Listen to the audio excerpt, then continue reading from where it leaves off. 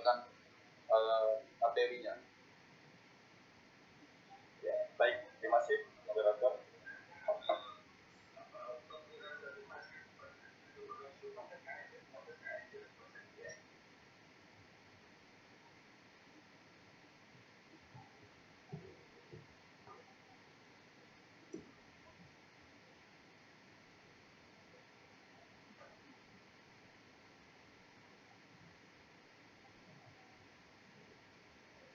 Halo, selamat sore. Salah ya?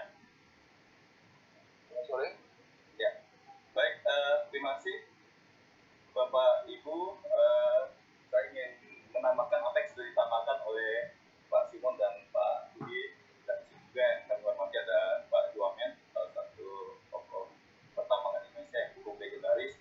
Juga ada Pak Suryan, mantan Dirjen Minerba, dan Bapak Ibu penanggap yang sudah berkesempatan hadir pada acara pada siang hari ini.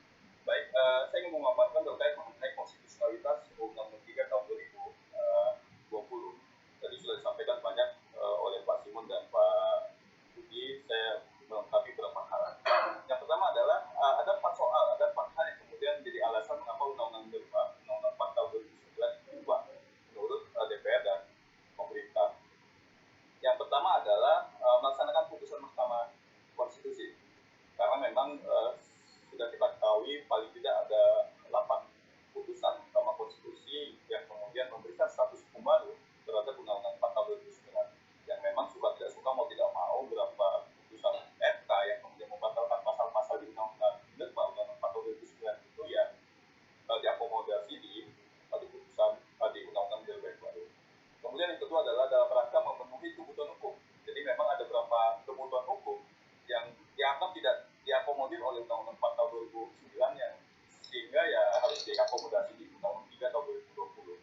Salah satu kebutuhan hukum yang diperlukan itu antara lain misalnya bagaimana kepastian kontrak karya dan PKP 2B, karena ya ini kontrak-kontrak ini akan berakhir, tapi di sisi lain Undang-Undang 4 tahun 2009 itu tidak memberikan ruang mereka untuk melanjutkan operasi tambangnya. Kemudian yang ketiga adalah sinkronisasi dengan Undang-Undang Pemda. Jadi di Undang-Undang Pemda itu ada beberapa ketentuan yang memang mengatur berbeda dengan Undang-Undang 4 tahun 2009. Jadi pasal-pasal Undang-Undang 4 2009 itu diregasikan. Misalnya terkait kewenangan pemerintah kabupaten kota yang dihapus, kemudian kaitan dengan pengawasan dan lain-lain yang kemudian disinkronisasi dengan Undang-Undang yang baru. Yang keempat adalah rasionalisasi pasal-pasal yang tidak implementatif. Jadi kita lihat memang ada beberapa pasal di Undang-Undang 4 tahun 2009 yang dianggap tidak implementatif. Misalnya kaitan dengan kewajiban mengolah dan memurnikan mineral di dalam negeri. Ini pasal 102, 103 dan pasal 170 Undang-Undang 4 2009 ini tidak diimplementatif. Dianggap tidak implementatif. Makanya sudah bagus di Undang-Undang 4, tapi kemudian oleh pemerintah ini kemudian implementasinya sulit, dan kemudian dianggap perlu dilakukan rasionalisasi. Ini 4 alasan mengapa kemudian Undang-Undang 4 tahun 2009 yang sudah sangat merah putih itu, yang sudah dibuat dengan aman dan semangat Pancasila dan konstitusi itu kemudian diubah. Nah, ada beberapa hal yang kemudian menurut saya dalam pemahaman hukum itu punya soal atau potensi masalah di Undang-Undang 3 tahun 2020. Yang pertama adalah potensi cacat formalitas, dan yang kedua adalah potensi cacat substansi. Lalu apa saja yang kemudian menjadi potensi cacat formalitas dan cacat substansi? Pertama adalah bahwa Undang-Undang 3 tahun 2020 itu RUU-nya itu dianggap tidak memenuhi carry over sesuai dengan pasal 71A Undang-Undang 15 tahun 2009. Kemudian yang kedua adalah ketiadaan peran DPD RI sesuai dengan pasal 22D dan putusan MK nomor 92 tahun 2012. Yang ketiga adalah melanggar azas keterbukaan. Kemudian ada beberapa cacat substansi, misalnya kaitan dengan perpanjangan kontrak karya atau PKP 2B. Jadi izin usaha pertama khusus ini saya kira tidak sesuai, tidak sejalan dengan konstitusi kita. Yang kedua adalah peran BUMN dan BUMD dalam pengurusan KK dan PKP 2B yang potensi bertentangan konstitusi. Dan yang ketiga adalah konteks perizinan usaha yang monopolistik. Coba kita ulas satu persatu. Pertama adalah bahwa Undang-Undang 3 tahun 2020 itu rancangan undang-undangnya tidak memenuhi kriteria carry over. Gini teman-teman, jadi kalau kita lihat di Undang-Undang 15 tahun 2019 tentang pembentukan peraturan undang-undangan tentang perubahan Undang-Undang 12 2011 itu diatur mekanisme carry over. Jadi carry over itu adalah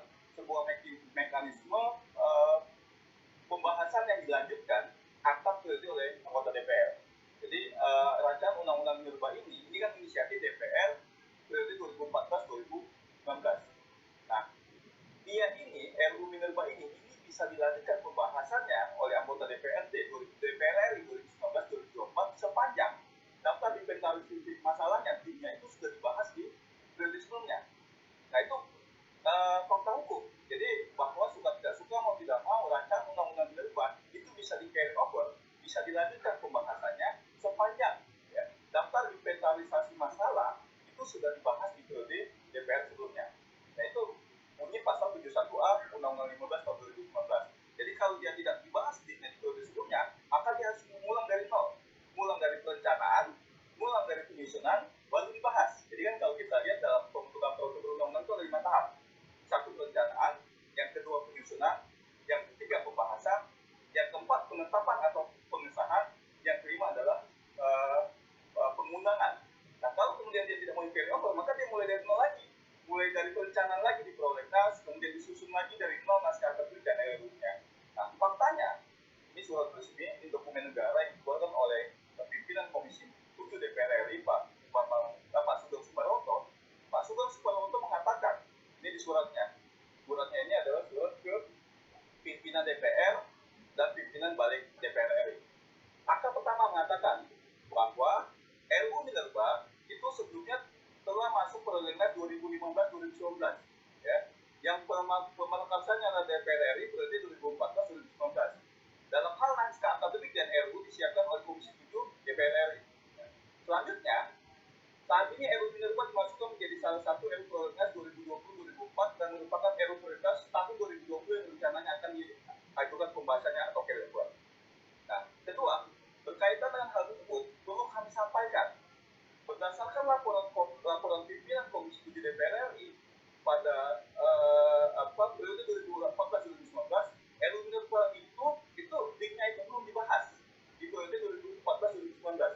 Bahkan linknya itu daftar inventarisasi masalah itu baru disampaikan ke DPR pada tanggal 25 September 2019 atau 5 hari sebelum jabatan DPR periode 2014-2019 bubar. Jadi bayangkan periode DPR 2014-2019 itu mau bubar, 5 harinya 25 itu baru diserahkan oleh Menteri SDM ke DPR. Logikanya nggak mungkin dibahas. Linknya saja baru disampaikan ke DPR itu 5 hari sebelum DPR periode sebelumnya bubar. Nah, di angka 5 di angka 6 dikatakan oleh Pak Sugeng Suparwoto bahwa berdasarkan hal tersebut maka RUU Minerba itu tidak dapat dilanjutkan untuk dibahas atau tidak dapat carry over ya. Kemudian dilanjutkan berdasarkan tersebut di atas, maka RUU Minerba tidak memenuhi syarat untuk di carry over dan pimpinan DPR tidak bisa memasukkan RUU dalam prolegnas carry over. Ini jelas. Jadi ini fakta hukum yang menyatakan bahwa rancangan undang-undang Minerba itu pernah ada pembahasan timnya di periode 2014-2015. Apa konsekuensi hukumnya? Konsekuensi hukumnya adalah maka RUU Minerba itu harus dimulai lagi dari nol pembentukannya, mulai dari perencanaan prolegnas ya, kemudian mulai disusun naskah akademik dan RUU-nya, kemudian baru dibahas. Nah ini kenyataannya enggak. Kenyataannya adalah mereka dilanjutkan dalam waktu 2 minggu dibahas secara tertutup di hotel, menyelesaikan 938 link secara tertutup tanpa kemudian melibatkan partisipasi publik secara luas. Nah ini yang menurut saya dalam konteks carry over itu tidak mungkin. Nah bukti lain bahwa RUU Minerba ini juga tidak memenuhi carry over adalah tanggal 18 Juni 2019 ini Ketua DPR RI Pak Bambang Susatyo itu mengirim surat Menteri SDM, Mendagri, Menteri Keuangan, dan Perindustrian yang isinya kira-kira para menteri, ini mana tim RUU ini? Kami sudah menyampaikan surat presiden itu sejak tahun 2018 ke presiden itu untuk meminta wakil presiden ya, dan meminta timnya, tapi sampai Juni 2019 setahun setelahnya itu belum ada nih timnya. Nah, Ketua DPR waktu itu minta tim, bahkan memberi jangka waktu 6 hari. Jadi 6 hari sejak surat ini, tolong PSDM, Menteri Menteri dan Menteri Keuangan serta Menteri Perindustrian menyampaikan tim kepada DPR. Nah, faktanya tadi enggak, faktanya itu baru 25 September. Jadi 3 bulan sejak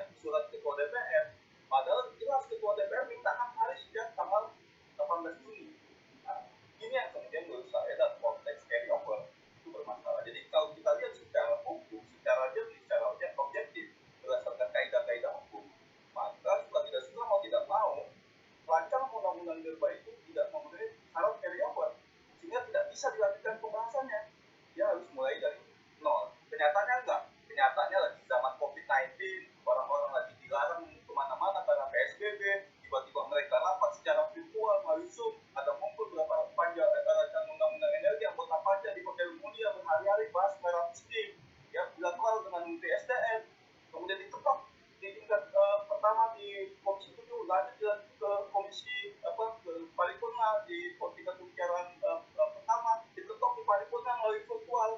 Jadi menurut saya dalam konteks bernegara ini ugal-ugalan, ya ugal-ugalan karena ya suka-suka anggota DPR dan kemudian SDM membentuk undang-undang secara cepat, secara kilat, dan kita menduga ini untuk melindungi kepentingan korporasi pertama, khususnya perusahaan-perusahaan pertambangan.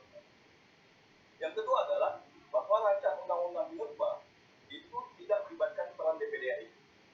Padahal sesuai dengan pasal 22 Undang-Undang Dasar itu dikatakan Dewan Perwakilan Daerah Republik Indonesia itu terlibat dalam pembahasan setiap rancangan undang-undang di bidang sumber daya alam. Itu amat konstitusionalitas. Ya suka tidak suka, mau tidak mau, baik itu diakui atau tidak diakui oleh anggota DPD, konstitusi mengatakan bahwa mereka wajib ikut membahas rancangan undang-undang di bidang sumber daya alam, masuk undang-undang dasar. Bahkan itu diputus oleh Mahkamah Konstitusi dengan putusan MK nomor 92 tahun 2012 yang mengatakan jika sebuah rancangan undang-undang itu inisiatif DPR, maka harus ada dua tim menurut MK. Pertama adalah tim dari pemerintah, yang kedua adalah tim dari DPD RI. Itu jelas putusan MK. Ya, jadi MK itu mendudukan DPD RI itu sebagai lembaga yang bermartabat, lembaga yang hebat dalam konteks lawmaking proses undang-undang yang kaitan dengan kepentingan daerah, dia harus terlibat. Bahkan ketika RUU itu inisiatif dari DPR, maka DPD harus menyiapkan diri sebagaimana pemerintah menyiapkan diri. Kenyataannya tidak ada tim dari DPD sampai detik ini. Tim dari Presiden pun telah 25 September 5 hari sebelum anggota DPR yang lalu bubar. Tim dari DPD hari ini tidak ada. Ya. Bahkan pimpinan DPD mengatakan bahwa kami sudah memberikan masukan secara tertulis, rapat dengan Zoom. Undang-undang itu mengatakan, putusan MK itu mengatakan bukan masukan secara tertulis, tapi tim. Daftar inventaris masalah. Tim itu jelas, kita orang hukum tahu tim itu.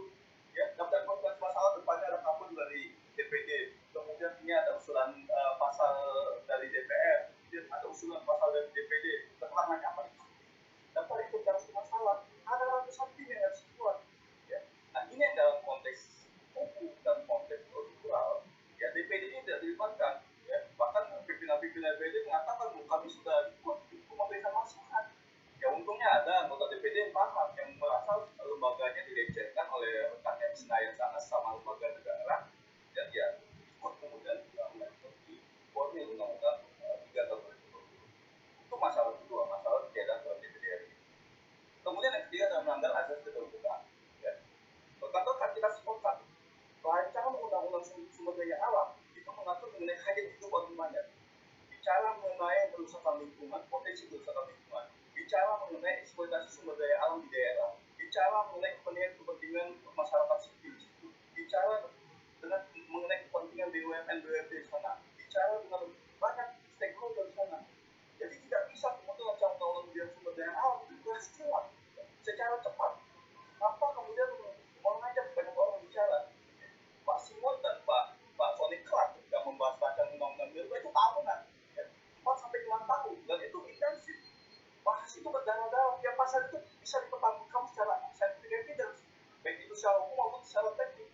Sehingga kemudian Undang-Undang 4 tahun 2009 yang dilahirkan oleh DPR waktu itu, ya, Pak Simon sendiri sebagai salah satu timnya, ada Pak Surya juga, kemudian juga ada Pak Sony Clark. Itu jelas ideologinya adalah ideologi keadilan sosial, ideologinya adalah sumber daya alam dikuasai oleh negara sebesar-besar makmur rakyat.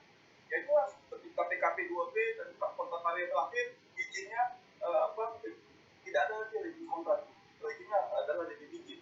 Ketika kemudian ada izin usaha pertanahan khusus, maka jelas itu keberpihakan negara di sana, karena ada khusus itu untuk konservasi, ya, untuk kemudian kepentingan bangsa dan negara. Ya, BUMN yang kemudian diprioritaskan jelas merah putih. Tapi di nomor 3 tahun 2020 ya mendengar hanya mendengar masukan dari semua orang. Ya saya menduga itu adalah korporasi pertama Batubara yang kemudian ya ingin mengeksploitasi sumber daya alam secara masif tanpa kemudian memperhatikan kepentingan nasional kita, kepentingan bangsa dan negara kita. Jadi ya ini yang kemudian harus dilawan. Ini contoh misalnya perusahaan-perusahaan tambang yang diuntungkan. Ya. Pasal 169A Undang-Undang 2000 mengatur 169A Undang-Undang 3 2020 kontrak karya dan PKP 2B yang terakhir ya diberikan jaminan perpanjangan. Bayangkan negara menjamin. Gila, jadi saya tuh ngeri kalau baca menjamin, bayangkan. Padahal tidak ada kemudian pasal negara menjamin BUMN, BUMD atau koperasi. Tapi kemudian PKP 2B dan kontrak karya dijamin. Saya sebagai anak muda Indonesia juga agak-agak marah ya. Kalau sumber daya alamnya warisan nenek moyang kita, titipan cucu-cucu kita pula. Ketika kemudian generasi ini ya, kemudian menjamin bahwa sumber daya alam itu hanya untuk kelompok tertentu, ya kita harus marah. Ya, saya kalau baca pasal ini langsung dalam jantung saya berdebar kencang ya, karena ya bagaimana kedudukan konstitusi kita, pasal 33 kita. Ini 80 soal yang kemudian diuntungkan. Ya satu tadi itu harus juga tidak diperpanjang. Ada punyanya siapa? Punyanya Eri Boy Thohir. Di situ ada Menteri BUMN Boy Thohir. Jadi kalau Pak Boy Thohir sendiri misalnya, Pak Boy milih PT Pinasa, PT Inalum atau PT Adaro, ya saya berkeyakinan bisa saja isu milih Adaro karena jelas ada konflik kepentingan di situ. Kemudian ada Alumni, ada KPC, punya siapa? Punya keluarga Bakri. Ya Bakri punya kemudian mantan ketua umum partai besar di Republik ini yang kemudian ya anggota partai politiknya masih kemudian eksis di parlemen, bahkan jadi Menko Perekonomian gitu. Ini sulit. Ya tadi Pak Simon mengatakan BUMN kita dapat sisa-sisa, ya kontrak-kontrak yang diterminasi kemudian diberikan ke Bukit Asam nanti bayar utang-utangnya, kewajiban reklamasi pasca tambangnya. Bukan negara ini. Jadi kasihan generasi kita dan generasi anak cucu kita kalau dibiarkan. Kemudian padahal budaya alam itu ya environmental degradation, jadi suka tidak suka mau tidak mau ada dampak lingkungan yang terjadi. Dia dampak dan kita kemudian dia tidak keluar secara baik. Di satu sisi ya manusia Indonesia makin hari makin tumbuh. Ya. Padahal hari ini batu bara kita sebagai besar diekspor. Ya. PLN itu minta batu bara itu dengan depo belas kasihan domestic market obligation yang harganya itu butuh bantuan dari PSDM. Pak PSDM tolong tetapkan keputusan menteri tentang harga depo ya per ton itu $70 sampai ngomong. Karena kalau kemudian batu bara itu mekanisme harga pasar ya bisa jebol juga, karena batu bara yang dibeli oleh PLN itu disubsidi dari negara, uang kita juga yang dibelinya. Padahal itu ada potensi batu bara yang kemudian apabila itu menjadi milik Bukit Asam atau apabila itu menjadi milik Inalum, ya masih. Ya, PLN itu sangat monopoli di bidang pembangkitan, monopoli di bidang transmisi, monopoli distribusi, bahkan jualan distribusi PLN. Tapi sumber energinya PLN berupa batu bara untuk pembangkit, yaitu harus beli. Dengan mekanisme pasar, negara pun harus intervensi dengan menetapkan harga. Ya, walaupun kita misalnya menolak dalam konteks teman-teman lingkungan bahwa batu bara energi kotor, tapi fakta hari ini ya sebagian besar pembangkit PLN itu adalah batu bara. Yang kemudian untuk makanan PLN itu harus dari depo, belas kasihan kemudian PKP 2B. Iya, rusak negara ini. Padahal batu bara mineral itu limited natural resources akan habis. Ya, ketika habis, ya tinggal kemudian menyisakan lubang-lubang galian tambang yang mungkin Kalimantan Timur sana setiap waktu banyak anak-anak yang kemudian jatuh di sana yang kemudian mati. Kemudian reklamasi pasca tambangnya juga ya seperti apa gitu kan. Kalau kemudian reklamasi pasca tambang melalui dana jaminan reklamasi dan pasca tambang tidak cukup, walaupun kewajiban itu dibayar oleh perusahaan, akhirnya juga APBN dan APBD uang rakyat lagi yang kemudian dikeluarkan untuk memulihkan lingkungan. Kemudian ada privatization of dinas. Negara ini sudah memliberalisasi sumber daya alamnya kepada ya oligarkis, pemilik-pemilik modal, sedangkan perusahaan-perusahaan negara kita yang dibentuk sesuai dengan konstitusi kita biarkan begitu saja. Bahkan untuk dapat hidup saja mereka rela ya, berkompetisi. Ya, kita nggak mengharapkan bahwa ada peran swasta. Di ajaran Bung Hatta itu jelas kalau untuk hajat hidup orang banyak rakyat yang kemudian tidak perlu modal dan teknologi itu urusan operasi kata Bung Hatta. Tapi kalau kemudian hanya hidup orang banyak sumber daya alam yang butuh teknologi dan modal itu urusan negara. Silakan swasta di luar itu mau bikin manufaktur kek, mau bikin konversi kek, mau bikin pabrik sepatu kek, mau bikin pabrik silakan. Tapi untuk cabang-cabang produksi yang masih orang banyak, untuk kekayaan bumi air dan sumber daya alam itu nggak boleh liberalisasi, harus perusahaan negara. Itu ajaran the founding father kita. Ya, tapi kemudian oleh cucu-cucu isunya ini oleh pejabat-pejabat publik itu ya dinegasikan. Ya, saya kira soal. Nah, dalam konteks Pancasila, ya, ini jelas Pancasila kita bagaimana posisi. MK itu mengatakan berkali-kali dalam putusannya bahwa yang namanya pasal 33 itu adalah namanya behersda, pengelolaan. Apa sih pengelolaan? Menurut MK, pengelolaan itu adalah bahwa memberikan prioritas pengusahaan sumber daya alam langsung oleh negara. Dalam hal ini putusan negara ini putusan Mahkamah Konstitusi. Putusan MK di mana? Putusan MK di undang-undang di putusan MK nomor 36 tahun 2012 tentang migas. Putusan MK nomor 85 tentang sumber daya air. Putusan MK nomor 101 tentang pengendalian listrik. Banyak putusan MK ya, yang mengamanatkan bahwa sumber daya alam itu harus diprioritaskan pada usaha negara. Dalam hal ini adalah BUMN dan BUMD. Ada yang mengatakan, tapi kan apakah kita percaya dengan BUMN kita? BUMN kita tiga katanya, potensi korupsi yang tinggi, kemudian dia weak governance, tata kelolanya lemah, yang ketiga adalah potensi rezekinya tinggi. Jadi apa yang kita percaya dengan BUMN? Nah, itu kan hak konstitusional, perkara isu korupsi, perkara isu governance, perkara isu tentang tadi itu rezeki, itu tugasnya Menteri BUMN. Kalau kemudian ada dirut direksi yang kemudian bermasalah, copot semua, kasih lampu. Pokoknya saya pengen ada misalnya DMO, domestic market obligation. Ya, kalau nggak bisa copot. Ya, kalau kemudian ada tata kelola yang lemah, Menteri BUMN-nya dipanggil oleh DPR. Tapi bahwa hak BUMN, perusahaan negara itu harus bekerja selaras dengan konstitusi, amanat konstitusi kita. Ya. Australia itu bagaimana kemudian peran negara begitu kuat dalam sumber daya alamnya. Ya, Pak Simon atau Pak Surya sering contohkan royalti naik ratusan kali lipat, nggak masalah. Itu bagian dari kontrol negara, hak negara. Karena sumber daya alam itu terbatas, jadi nggak bisa kemudian ya tadi liberalisasi, harus ada perusahaan negara. Kemudian sentralisasi kewenangan.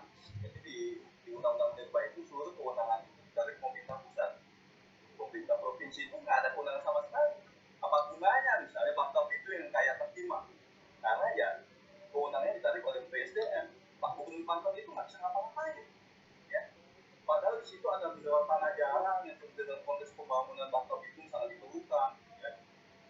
Dalam konteks yang lain, provinsi-provinsi lain, ada yang mengatakan Pak, sekarang itu banyak gubernur yang kemudian bermasalah, ya, melakukan komersialisasi terhadap izin-izin, mengkomodifikasi izinnya. Nah, di Undang-Undang 23, Undang-Undang 23 2014 itu kan ada mekanisme sanksi.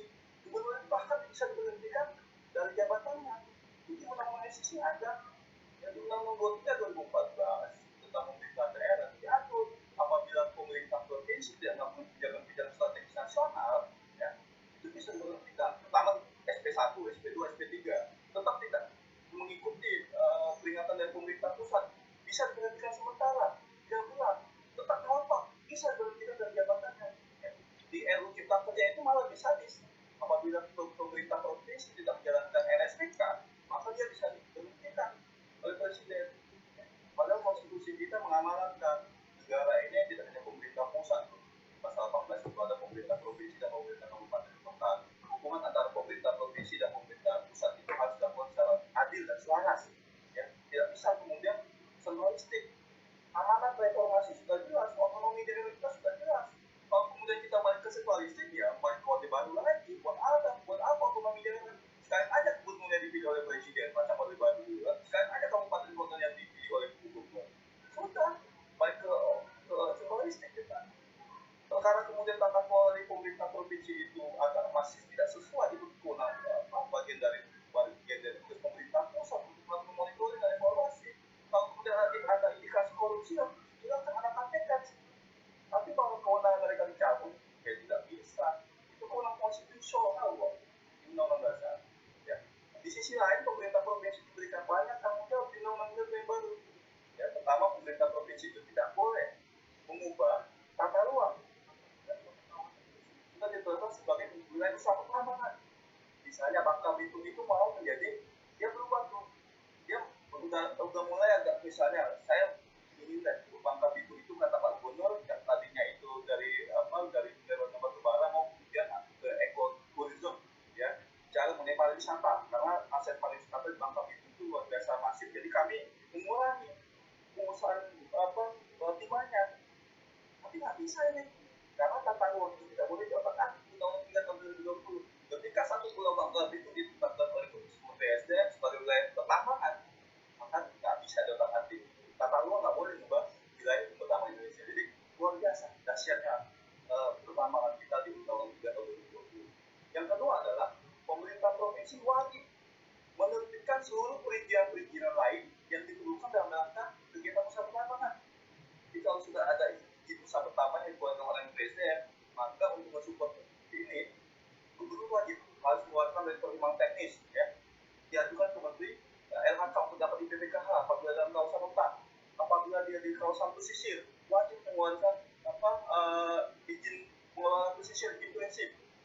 Jadi dari gubernur wajib menerbitkan perizinan lain dalam rangka mendukung izin usaha pertama yang dikeluarkan oleh BSDM. Jadi kasihan, pemerintah provinsi itu dinegasikan sama sekali kewenangan di sektor mineral. Jadi siap-siap ubah tuh di SDM, dinas-dinas SDM di pemerintah provinsi. Ya silakan kalau kemudian dibawa ya, dikendari sana ada konflik sosial kerusakan lingkungan, ya nanti bupati yang didemo. Padahal bupatinya tidak punya kewenangan sama sekali, karena kewenangan itu disekolah. Ya, ketika ada kerusakan lingkungan, konflik sosial, orang mati di sana, ya, ada masalah lingkungan, ya nggak bisa Pak Wali Kota gubernurnya, karena kewenangannya sudah ditarik ke pemerintah provinsi. Kemudian ada pasal-pasal yang tidak natural.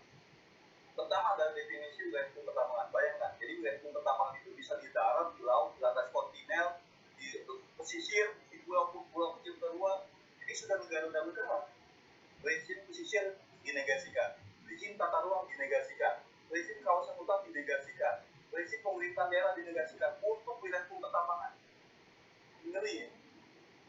Bisa saja di bawah istana atau di bawah Monas itu kalau ada pertambangan itu digali juga.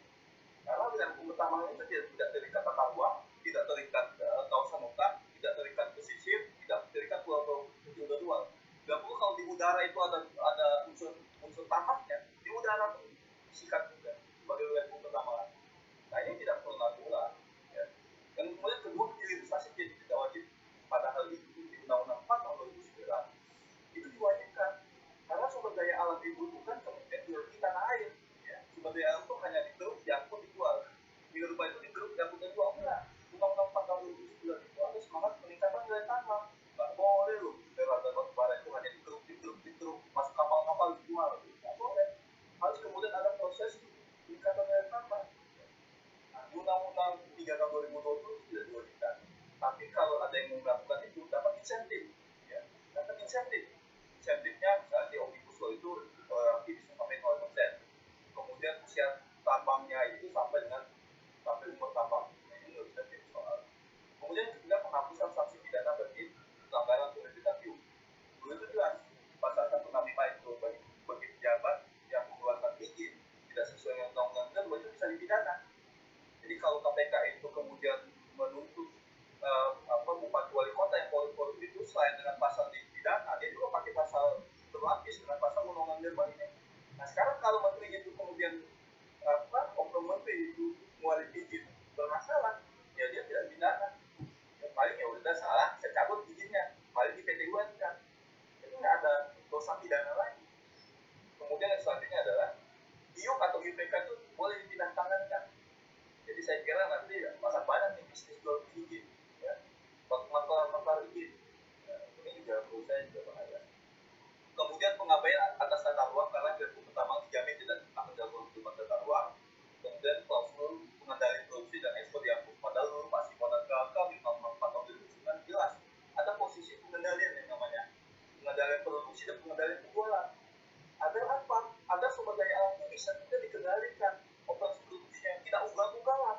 Jadi berapa kemudian dikendalikan, ya, produksinya, berapa kemudian dijual. Dan Undang-Undang 3 tahun 2020, ya, pengendalian produksi dan ekspor akan penjualan.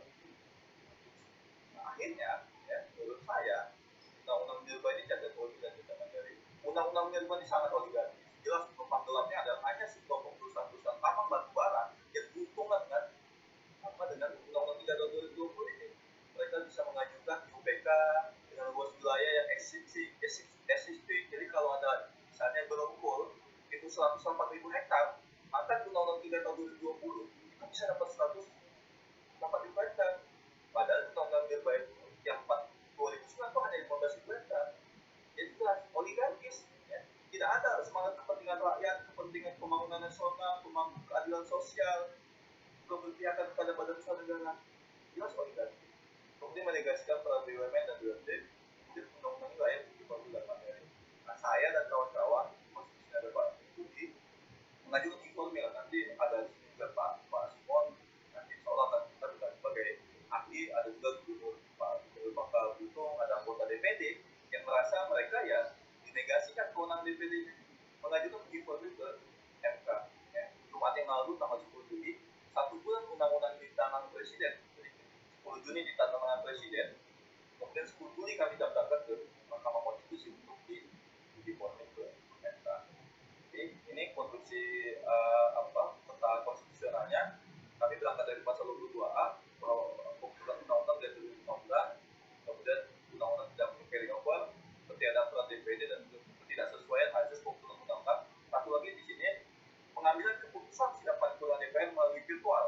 Karena begini mengatakan ya, pengambilan keputusan DPR melalui virtual itu bertentangan dengan konstitusi.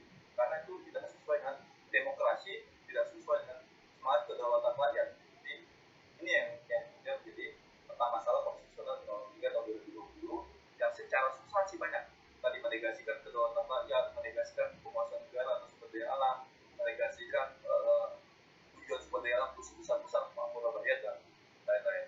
Demikian kawan-kawan, akhirnya saya mengatakan bahwa si pemegang daulat pembentuk hukum hatinya itu harus murni dan jernih. Pikirannya itu harus lurus, tidak belok-belok. Ilmunya itu harus tinggi. Lalu banyak-banyak berdoa. Apabila si daulat pembentuk hukum itu hatinya kotor dan bernoda, pasti angkara akan memasuki. Ya, angkara akan memasuki. Yang hilang karya yang berumur petaka. Padahal leluhur kita itu sudah mencontohkan ketika mereka menempat cerdas, menempat pasal-pasal dalam kitab hukum, itu hatinya pun harus jernih, memasrahkan diri pada sang Holy, tidak bernoda akal dalam pikirannya. Hajatan doa itu tembus ke langit. Ya, bila bernoda, ditunggangi durjana, susahlah rakyat, susahlah alam, susahlah anak itu, lalu hancur sehancur-hancurnya negara. Itulah moralitas fungsi hukum daulat yang hari ini ya, Komisi 7 DPR RI dari Kementerian SDM, si daulat pembentuk hukum ini jauh dari semangat hati yang murni dan jernih, ya, jauh dari semangat pikiran yang lurus. Menurut saya ditunggangi oleh kepentingan oligarkis yang tidak betul-betul kepentingan Pancasila dan konstitusi. Maka saya kira ini harus dilawan. Ya, saya sebagai anak muda Indonesia ya, harus kemudian ya terlibat dalam perjuangan untuk memastikan sektor pertama mineral batubara kembali ke sila keadilan sosial bagi seluruh Indonesia agar sumber daya alam itu dikuasai oleh negara untuk sebesar-besar kemampuan rakyat, bukan sebesar-besar kelompok oligarkis tertentu yang kita mengeksploitasi sumber daya alam kita dan meninggalkan kemiskinan dan petaka bagi anak. Demikian, terima kasih. Salam warahmatullahi wabarakatuh. Baik, terima kasih kepada saudara Rahmat. Berikutnya